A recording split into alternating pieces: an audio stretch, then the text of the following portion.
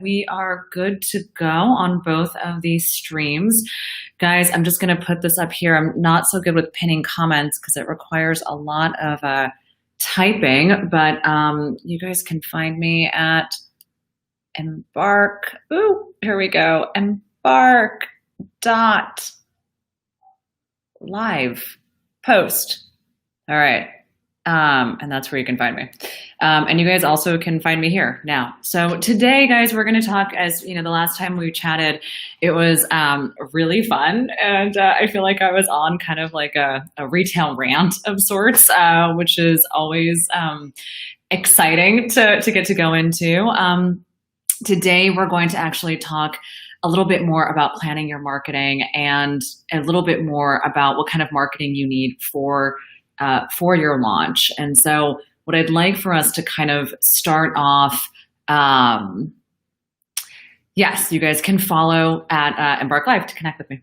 So I think what's going to be interesting today is to talk a little bit about marketing to launch your brand. And I actually I had a really amazing conversation yesterday during the Embark Live kind of group Q&A. And what I thought was really exciting about that was it was such a cool opportunity to get to connect with brands who were kind of in a similar place of business and who all kind of needed to understand the best ways of looking at launches and how that really applied to themselves. And I don't know if we're going to continue to do these group Q&As, but guys, I got to tell you, like, so much easier to understand exactly where your business is at and how to kind of workshop it when we're in that environment. So please, if you're interested, hopefully we'll do another one, and please sign up. I thought it went really, really well. Okay, so when it comes to marketing, what I think is so funny is a lot of times, guys, you're asking yourself, okay, if I'm going to do marketing for my business, then I must need to have, and this actually comes directly from one of the questions yesterday. Someone had asked me, well, I'm choosing between Facebook and Google Ads. And I said, actually, guys, the issue that you have is a little bit bigger than that. And so when we're actually thinking about planning your marketing strategies or how your brand is going to launch into the world, it's not necessarily at the end of the day, if you're a small business, between Google versus Facebook. It actually has to do with your overall budget that you're planning for your business, and then how you guys are strategically going to be dividing up those resources into something that's meaningful.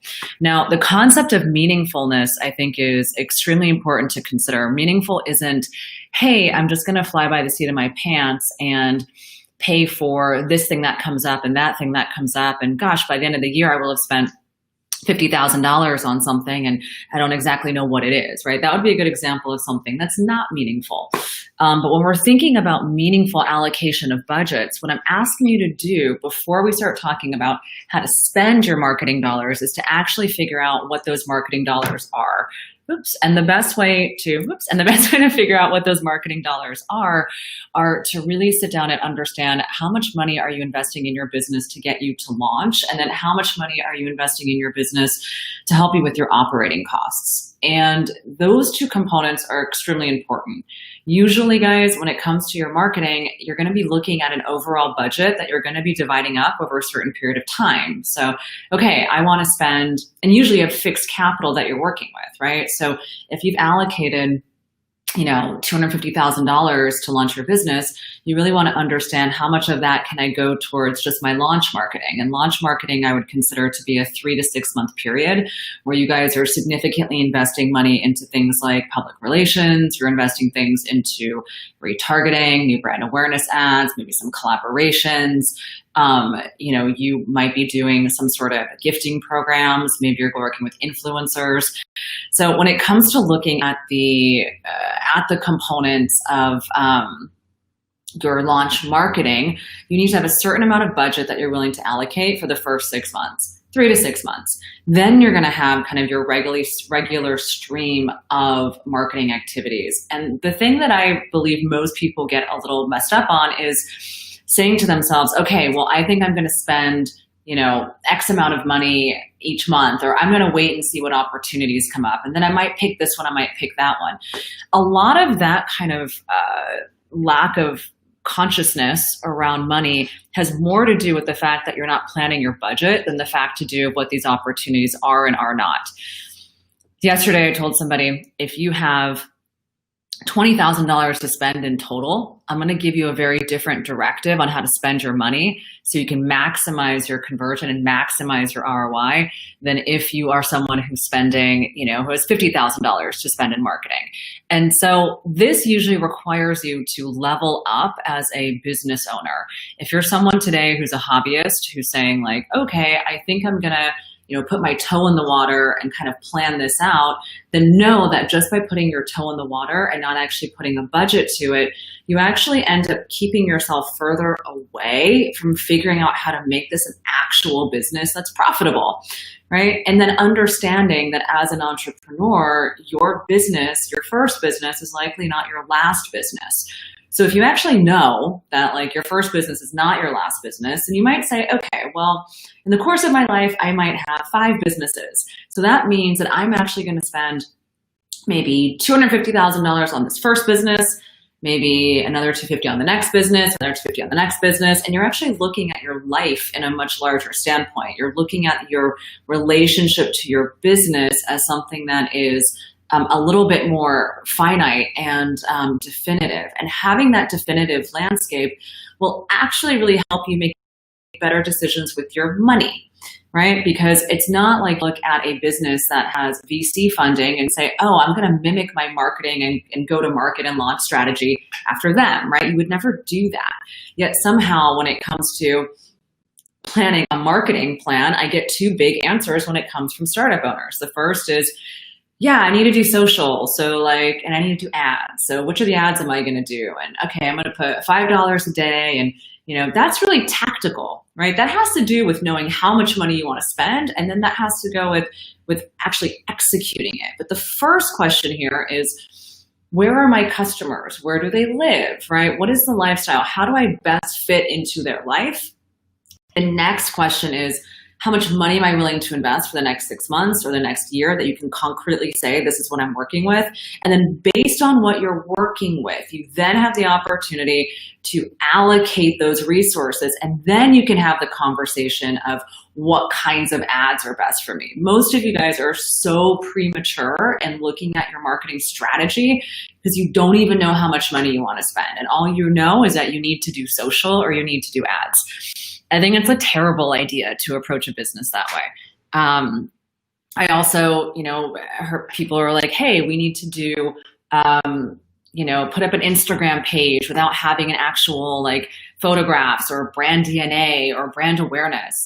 Keep your shit on wraps, the notion of I'm going to go push out into the world something that I'm not even ready to support, that I have no content strategy around. It's are you really going to work so hard for your pre-launch that you're going to actually set yourself back for your actual launch? That's a huge problem. That happens all the time. It's we get so focused on this one thing and it actually keeps us further away from the thing, right? So stop thinking about what to do between now and the launch in order to gain ground. If you don't already have an audience, if you aren't already out there on social platforms, networking, building a name for yourself, letting people know who you are, if you haven't done that yet, okay, that's okay. If you need to do that or want to do that now, know that you're going to push out your launch a bit longer because you're going to be focusing on building community. You can also build community when you launch the damn thing, right? It's hey, this is who we are. This is our identity. Now you can focus on building community once you have the foundation and have the business kind of built up. So it's, as a person who's maybe a business owner of one, right, or maybe of 2 people, you really have to look at everything in terms of what is the opportunity cost of doing the thing, and then what is the actual differentiating point for you, right, to be able to use your special thing, right? Everyone has a special thing that they can launch into, and I think it's important to figure out what is your thing, right? How are you going to build that? So again, today is about launching. It's about marketing. If you guys have questions around marketing, anything specific, I'm happy to answer that. But I do think that before you say, hey, should I be doing affiliate marketing or not? it better be couched in some sort of strategic planning of, okay, I'm ready to do this launch. I'm assessing these 6 different opportunities for my business. Out of these 6 opportunities, like, this is how much money I have, and this is how long it's going to last me. Now the question is, okay, Shama, how do I choose between these options, knowing this is the actual end goal and this is what I want? The other thing that I think is super important to recognize is that public relations. So anyone out there who's thinking like, no, I'm just gonna like bootstrap it myself and I don't need PR. It's like, okay, well, you must have a lot of friends then. Like, you must know the editors at the publications or the bloggers or all of that stuff.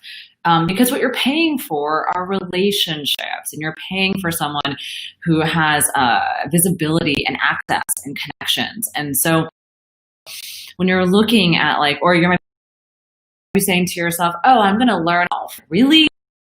Like, you really think time is going to be best spent learning how to do A/B split testing, micro-targeting, doing like retargeted ads? Like, I mean, look, if you really don't have anything else to do on your business, then sure, you can do your own ads and you can learn how to do it.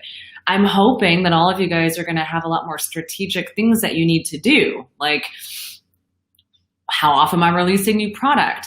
What's going on with my production? What's the marketing strategy? How are my metrics working, right? It's like you're making big decisions. Like, the question is this a $3 problem or a $30,000 problem? And you need to be able to look at your business in that way. And if you're unable to look at your business in that way, or let's say you have, you're ambitious and you have no capital, right? And you're trying to figure out how to launch your business. Well, if you have zero capital, guys, like the biggest thing that you're going to want to sit down and think about is like, am I ready to be an entrepreneur? Like, do I have outside funding? How am I going to fund this thing, right? Before you start thinking about like, I'm going to make one thing and then put some ads on it and then kind of see what happens. Like, really think about this. Like, if this is really what you want to do, how are you going to be able to fund this? And then how are you going to be able to allocate those resources and be able to know when it's a good time to pivot and a good time to pursue? So guys, it's critical. It's mission critical as entrepreneurs and business owners who have lots of different hats, that you're maximizing the things that you're good at and you are minimizing the things that you actually should not be spending your time on. That would mean for most people, if you're a creative, right, you need to hire out the people who are going to help you on some of the marketing, business, and sales side of things. I would say that most of the entrepreneurs I speak to these days, come from a creative background. They want to see something born into the world. That becomes very challenging, right? You want to create something in the world, but you don't know how. You don't know the framework or the timelines or the infrastructure.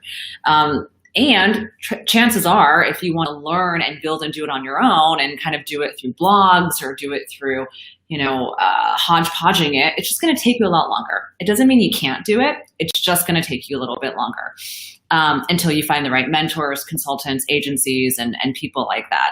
So it's not like you can't do it. It's just more like, don't be so aggressive. Don't get on the phone with me and be like, yeah, I want to launch in 3 months and I don't know how to do any of these things, right? Like, you're kind of shooting yourself in the foot. So make sure that if you don't have access to those resources, you give yourself much longer and you take learning and launching this first business as like an MBA class, right? It's like, how do you actually do this in the right way? And I have to tell you, a lot of people who've gone through the process of launching their own business, their own retail, like fashion company, then some of them are like, actually, this isn't for me.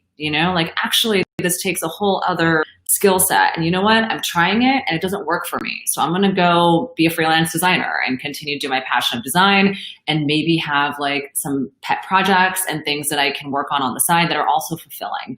So being able to understand your own core competencies and being able to say, no, this isn't for me, is just as valuable as saying, yes, this is for me. And I hate to be, people are always like, Shama, why do you tell people or discourage people to not like start companies? And the reason why is I think that we over glamorize it. and it's hard and it's hard work and it takes time and commitment. And to be able to know for yourself if you have the capacity to withstand looking at your own shit in the face and dealing with it and working on it, then yes, being a business owner is something that you're up to the challenge to doing.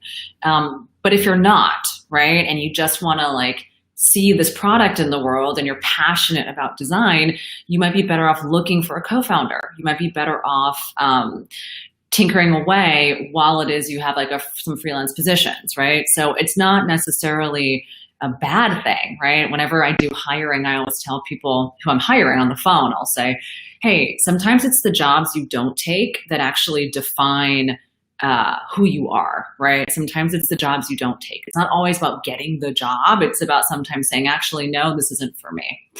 And you're right. It's a 7 days a week, 20 hours a day job. It's ruthless. So guys, going back to kind of launch strategy around marketing, you need a budget. You need a launch budget. You need an operating budget for marketing. You need to include resources for, like if I were to do it for you, you'd have a publicist. You would have an agency that manages your advertising. You would have someone running your organic social media, right? You need to also make sure you have a newsletter cadence and your newsletters are designed and well thought out. So that means you probably need a graphic designer and you need a copywriter, right? Those are all very important. You might also be looking at other collaborations or ways of getting into other publications. Maybe you do some banner ad media because your target customer is reading, I don't know, New York Times like style section, right? And you want to buy some banners in that section because that's specifically targeting your customer. You might be looking at local print media, direct mail, right? There are so many things that you can look at. But for me to tell you like, hey guys, here are the things you need to do without knowing your brand, your budget, and also your appetite for risk. You know, like how risky can we be as we're looking to do better acquisition for your new customers? Certainly very basic things like having pixels in there and making sure you got your tracking is important.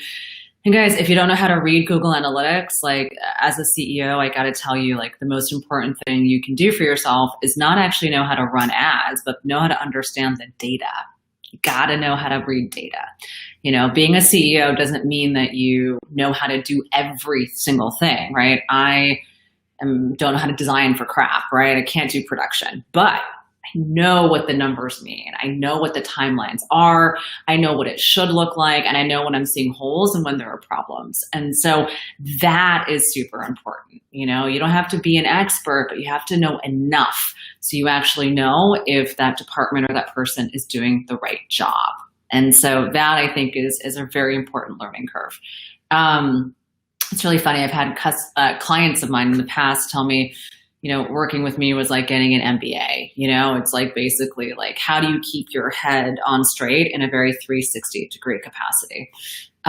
You're also learning about things like negotiations, right? How are you going to negotiate with all of these partners and stuff? So anyway, I kind of get a little tangential. So today it seems to be about marketing, but also about leadership and CEO qualities and, you know, how to be a good leader in the space and manage your team, you know, which I think is, thank you, which I think is important. You know, it's like these kinds of leadership qualities are important to understand in terms of how you divide up your time and your core competencies. So I hate to say it, guys, but marketing is kind of a black box, meaning there's no formula. Every one brand should have their own formula. But what I will tell you is this: digital advertising, as you can imagine, is very saturated right now. It's very saturated. And it doesn't mean that you can't win, but it means you're going to have to be smart at winning. It means that you're going to have to find ways of getting in front of new customers and new people, and like you're going to have to be scrappy. And that doesn't mean that I'm going to sit here and tell you, here's exactly how you set up those ads, because again, every single business is going to be different. But it is going to force you guys to know enough about the system to then be able to break away from the system and create your own process. And that's what I think is really valuable about knowing best practices, right? Is it then allows you to kind of break away and say, okay, well, I know this. So how do I, how do I actually get in front of this customer in a way that my competitors are not? The other thing that I think is very important is right now it is great to be able to be a small business. I think small businesses are getting a lot of great visibility, which I really appreciate. I think that's very important. So don't feel like you guys need to come off as a big business. You can be a small business and let people know where you're based and let them get to know you. This is the time and the era of the transparent CEO. So, people knowing who you are is important. Like I would tell, let them know who you are. Big businesses wish that they were small businesses right now. They wish that they had the hearts and minds of consumers and the way that small businesses have it, and I think that it is really fascinating to see that a lot of small companies are wishing that they were big companies when actually the big companies are like, oh my gosh, if only I could have transparency, if only I could have, that kind of authentic relationship. And a lot of these companies are failing. So, and they're being called out for that, right? And they're coming under a lot of scrutiny. So guys, do your best at understanding your core competencies. Take a look at where your customers are, figure out where you need to be, but also where are some not so obvious opportunities. That's going to be really important. I imagine we'll be doing some more of these group Q&As. That's exciting, small, intimate landscape for us to kind of dive a little bit deeper into key things, like really good, really made some good headway on that. So I'm hoping, I don't know, we'll see. Maybe if I can get a little cohort together and we can kind of go through some processes and kind of make sure everyone's thinking about things the right way. The last thing I'm going to say before I kind of leave you guys, it seems like no one has any questions, which is either means that everything I'm saying really resonates and lands, or everything I'm saying is like, woo, don't know what you're talking about. So I'm going to hope it's the former and not the latter. But the one thing that I want to leave with you guys is thinking about, concepts instead of tactics. And when it comes to concepts, I think it is extremely important, when you're looking at concepts, what I think is really important is to look at what are the marketing concepts, right? Like, how do I think about this, right? Like, what is the way to approach leadership, right? What is the way to approach management? What's the way to approach marketing? What's the way to approach sales? As opposed to saying okay, I'm going to do these 5 things. Like, anyone can say they're going to do the 5 things, but what is the way in which you guys are going to do it differently or the same, right? It doesn't have to be different, right? But how do you understand concepts about that? Okay, great. So we do have, you guys should have given me questions earlier. I only got a couple of minutes and you just lay all these questions on in 3 minutes. That's like so not fair. Okay. So now I have to, figure, okay, now I got to figure out which questions I'm going to answer. Okay. So, okay, stop asking more questions. It's hard enough. All right. No more questions. Okay.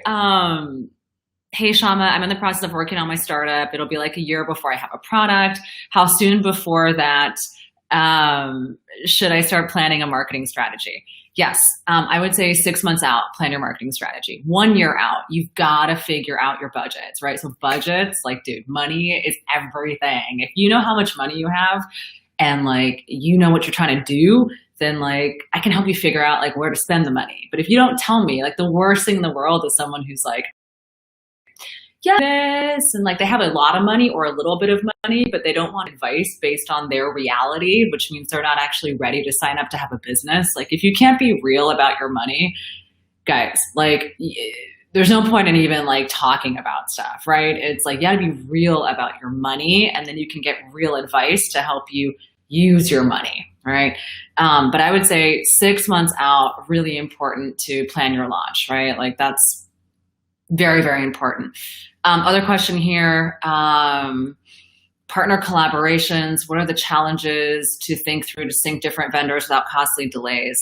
Yeah, so when it comes to collaborations, guys, it is really important for collaborations to look at planning it out like really far, like almost a year out in advance, right? So like, I think it is, I think it's really important to do that. As far as like understanding trademarks and like how that works, guys, I'm not like a legal person.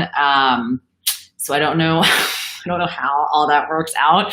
But I would say that, you know, looking at collaborations, even if you are, I would say a year out is really important because you're gonna have to figure out a lot of like logistics and like financial stuff. Okay, let me run through a couple more questions up here. You guys are gonna get a nice close up of my face. Okay, let's see. Okay, you wanna be creative. It's a fashion, if it's a freelance designer, it's okay. Yeah, okay, so chic, I'm telling you, if you're like, I don't know if I wanna start a business. Everyone thinks I should, I'm so talented.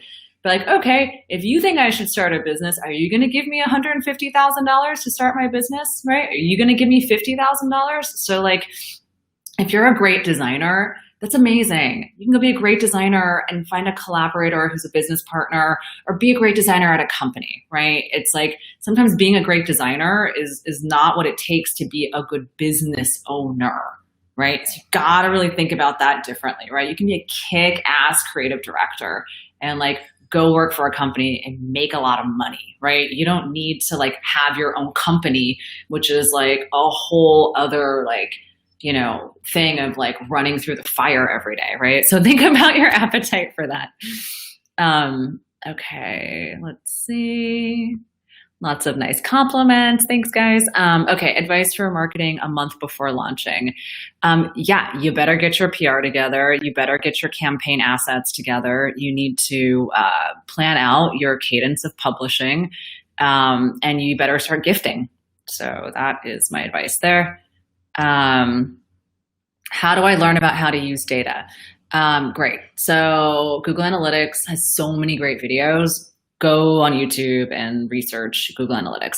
Shopify is crappy on business intelligence. Most people wonder why their reporting sucks on Shopify, and it's because Shopify is not a business intelligence software. They're an e-commerce platform. They just happen to also have sales reporting data. And the plugins for that are also hard. So if you guys are not quick on Excel and Excel's not your thing, like life is going to suck for you on Shopify. You might need to hire somebody who's like an online merchandiser or an analyst who can help you understand your data, especially because Shopify is not that intuitive. Yes, they give you different reports, but as far as like actually working information to help you launch something and like scale it, shitty. How important is it to have a solid brand identity before marketing? Super important. If you don't have it, you're not able to launch. You don't have a business. So Jennifer, you need a brand identity. You need customer market positioning. You need to know who you are, what you're selling to. You cannot market something if you don't have that. Digital marketing with influencers have been scrutinized as false and effective. Can I comment? Yes, I can comment. My comment is an influencer that you're paying who has a false audience without a real connection is like paying for fluff.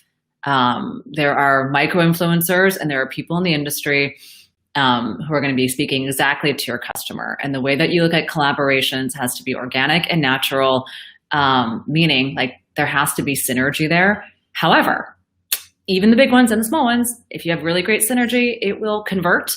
And sometimes it doesn't. So you're going to have to think about a long-term game there. But it has to be real, meaning like they have to actually want your stuff and they have to be substantive. So similarly to brands that don't stand for anything, if an influencer doesn't stand for anything and they're like, take a look and see how they're handling stuff like around the coronavirus. How are they handling, you know, big issues like social justice, Black Lives Matter? Like, are these things that are important to you as a company? Well, if you're working with someone and they're not espousing the same values as you, then yeah, it's totally false, ineffective. You wasted a lot of money and you came off as inauthentic. So like, why you would do that? I have no idea. So make sure that it is in alignment. Make sure it's ethically in alignment. I'm on the board of directors at the Downtown Women's Center in Los Angeles. And we were putting together for their social enterprise what that influencer marketing strategy looks like. And we hired some agencies and, we're kind of strategizing it. And the most important thing, when we were looking at who we want to target is like, okay, is that influencer actually, and they're like celebrities and people, all sorts of people can be an influencer. Politicians are influencers. But how are their values, right? Like, does it actually, as the Downtown Women's Center, would we be okay, right? Working with an influencer who wasn't actually like meaning what they said and stood behind it in their actions, right? So super important. All right, Deepa Underground. Thank you for not interrupting, but please always feel free to interrupt. Always feel free. Okay, good place to find a publisher and a copywriter. I cannot find a full-time employee. Go to Upwork. Lots of talent. You have to sift through and work for it. But if you don't have much money and you need to source globally, good, easy place to find talent. Planning a budget. What is the minimum you'd recommend planning to spend on marketing for the launch? I don't know. I don't know how much money you have. I don't know how big you want your launch to be. Again, not the right question, right? The right question is like, is this going to be a $5 million business in 5 years? Is this going to be a $10 million business in 5 years? Do I have the money to make this a $5 million business? Do I have the money to make this a $10 million business? Or am I launching it and like going to see, right? So I can't tell you how to spend your money without knowing what on earth it is you are trying to get out of this, right? It's almost like, it doesn't make any sense. So Clay, to come back to me with something else. Okay, awesome. All right, I think I kind of handled everything. Guys, thank you so much for your time and energy. Eliana, hopefully we can talk about that question about after you launch and after you do a photo shoot, what's next. I'm interested on how you're thinking that a photo shoot is. Oh, hey, Mandeep. I'm thinking, how do you think a photo shoot? What does that mean to you, right? So those things are important. All right, guys, you can find me on Embark.live. I'm Shama Maher. I'm the CEO of Scaling Retail. As usual, it's a pleasure to talk to you. Wax poetic on all things retail. Next time, guys, like chime up your questions earlier. We could have gotten through like so much more stuff. I'm a wealth of information and I'm always happy to share. So ask while you can. Otherwise, I will